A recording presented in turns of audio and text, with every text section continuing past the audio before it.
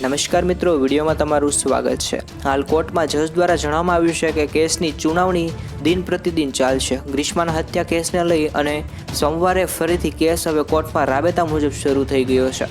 આજે મૃત ગ્રીષ્માનું પોસ્ટમોર્ટમ કરનાર ડોક્ટર સહિતના લોકોના નિવેદન લેવાની કાર્યવાહી પણ કરવામાં આવી છે। તો બીજી તરફ હત્યારા ફેનિલ ગોયાણીના વકીલ દ્વારા કોર્ટમાં ફેનિલ માનસિક રીતે બીમાર હોવાનું પણ જણાવવામાં આવ્યું છે।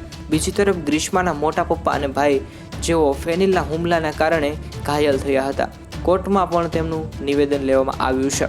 આજે કડક સુરક્ષા વચ્ચે ફેનિલને કોર્ટમાં હાજર કરવામાં આવ્યો હતો, જેમાં સવારે 10 ને 15 કલાકે કોર્ટમાં રજૂ કરી અને આગળની સુનાવણી જે છે તે હાથ ધરવામાં આવી હતી। ગ્રીષ્માનું પોસ્ટમોર્ટમ કરનાર ડોક્ટરે બચાવ પક્ષે તબીબીને કોર્સ સવાલો પણ પૂછ્યા હતા। આ કેસનો જલ્દીથી જલ્દી ચુકાદો આવે તે થઈ અને સુરતની એમ કહેવાય કે ફાસ્ટ કોર્ટમાં ડે ટુ ડે સુનાવણી આજથી શરૂ થઈ ગઈ છે।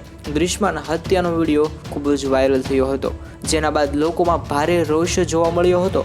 આરોપીને ફાંસી આપવાની માંગણી કરી રહ્યા છે લોકો। આ ઉપરાંત ગુજરાતના સીએમ ભૂપેન્દ્ર પટેલ અને ગૃહમંત્રી હર્ષ સંઘવીએ પણ ગ્રીષ્માના પરિવારને જલ્દીથી ન્યાય મળે તેવું જણાવ્યું છે।